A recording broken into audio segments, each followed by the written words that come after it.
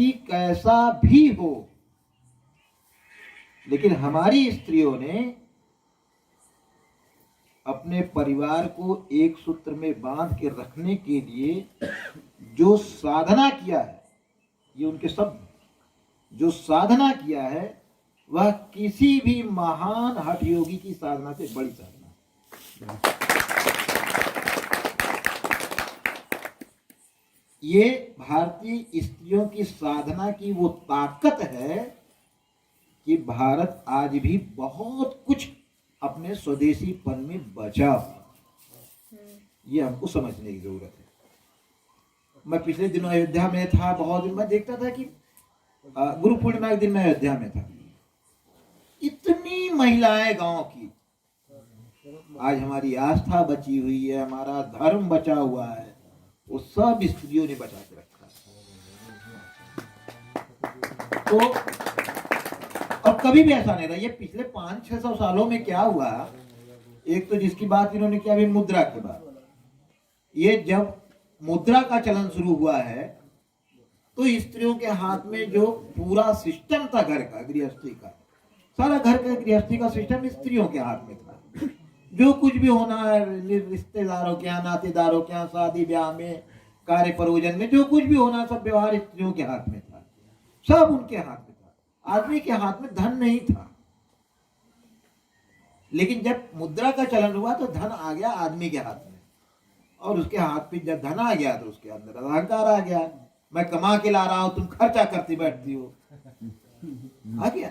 क्योंकि जब स्त्रियों के हाथ में था तो खर्चे करने का एक व्यवहार था, कहाँ कैसा देना, कहाँ कैसा लेना, किसको कितना करना, ये सब बहुत उनको, आदमी को कुछ नहीं पता होता था, स्त्रियां बहुत अच्छे से कर लेते थे। मैंने इतना अच्छा प्रबंधन था। लेकिन ये रुपया आने के बाद से, ये रोकड़ा आने के बाद से, ये सारा प्रबंधन, ये पैसा आ गया आदमी के हाथ में। फिर आदमी, मैं कमा के ला रहा अकेले और तुम खर्चा करने बैठती, ये वाला भाव आ गया। फिर वहां से घर परिवार के झगड़े टंटे, ये वो दुनिया भर का सब बहुत सारा सुना हुआ है। नहीं तो हमारे समाज में जो हमारी अर्थव्यवस्था का सारा सूत्र रहा है ना, अर्थ की जो सारी व्यवस्था रही है, वो बड़े कारखानों वाली व्यवस्था नहीं रही है, एक कारीगरों वाली हमारी व्यवस्था रही है। और कारीगरी में स्त्री पुरुष, एक ही घर है, उसमें का लोहा बनाने वाला है, वो अपने घर के पिछवाड़े में लोहा भी बना रहा है, वहीं कूट रहा है, पीस रहा है, सब कर रहा है।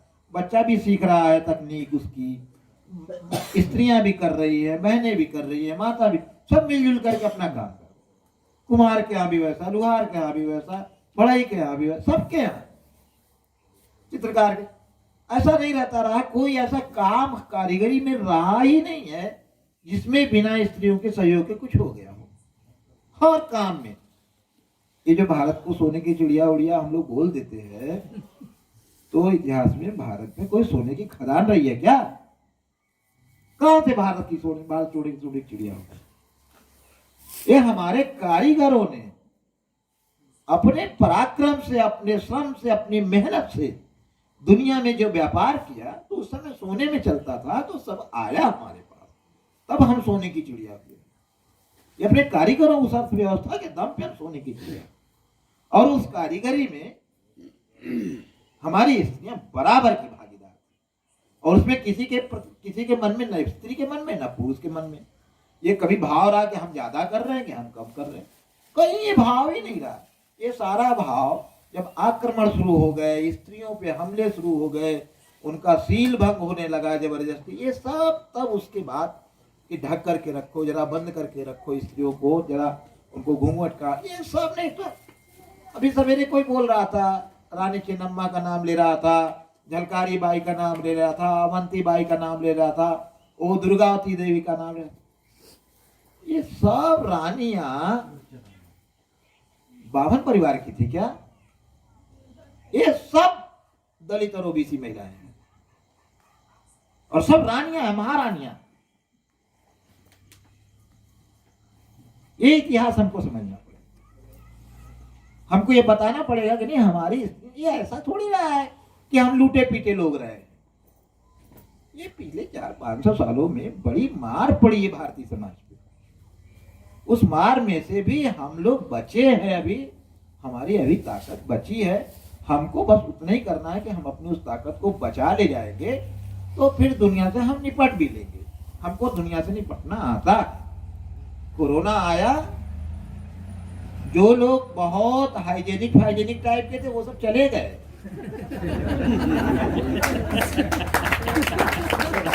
और जो सब देसी वाले थे वो सब घर में मौज कर रहे अभी। मतलब हमसे ज्यादा तो घुमक्कड़ कोई नहीं होगा। पिछले साल कोविड में जुलाई में मैं आ गया था इनके यहाँ, इन्हीं के यहाँ। ये बेचारे भी डर गए होंगे उसी में, कहाँ से भागा पड़ा। लेकिन प्रदीप भाई तो हमारे पुराने मित्र हैं, सेवा भावी हैं, तो पूरा हम रहे महीने भर, खूब घूमे हम पिछले कोरोना में भी और इस कोरोना सब घूमते रहे, और एक को दिन कुछ नहीं हुआ। लेकिन आप तो क्वारंटाइन थे, वहाँ पे तो बोर्ड लगाए। हाँ, अब वो सरकारी नियम था तो घूम ही रहे थे। उसने अपना बोर्ड लगा दिया, उसका अपना धंधा, हमारा अपना काम। टेस्ट करवाया बोले? कुछ नहीं टेस्ट भाई, ये टेस्ट कुछ नहीं। तो कोरोना हुआ तो वो क्या घोषित किया? कोरोना कहाँ हुआ? क्वारंटाइन बाहर से आए थे ना। बाहर से आए थे। ओहो, कहाँ आप दुनिया में है। तो ये देसी के सब लोग हमारे यहाँ तुरंत कहा, अरे काढ़ा पियो, काढ़ा पियो, काढ़ा पियो। सुबह शाम चल गया काढ़ा। अब गई दवाई उनकी कूड़ेदान में। क्या हुआ? अरे होम्योपैथी डॉक्टर क्या, चलो कम्फोर खा लो, कम्फोर खा लो। हो गया नाश उनका। ये सब परेशान बहुत है दुनिया भारत से। ये साले मर नहीं रहे, इतना मार रहे हम 500 हकीकत बता रहा हूं मैं। ये दुनिया इतनी भारत से परेशान है कि क्या खा के ये सब पैदा होते हैं। कि 600-700 साल से इतना मार पीट, लड़ाई झगड़ा, दंगा फसाद, कुटाई, उस पे भी नहीं मरे सब। तो अंग्रेज आए तो सब नियम कानून बना बना के मारे, तब भी नहीं मर रहे हैं सब। अभी कोरोना में दुनिया में मर गए भैया। ये अपना बड़ा ब्रह्मा विष्णु महेश का देश है।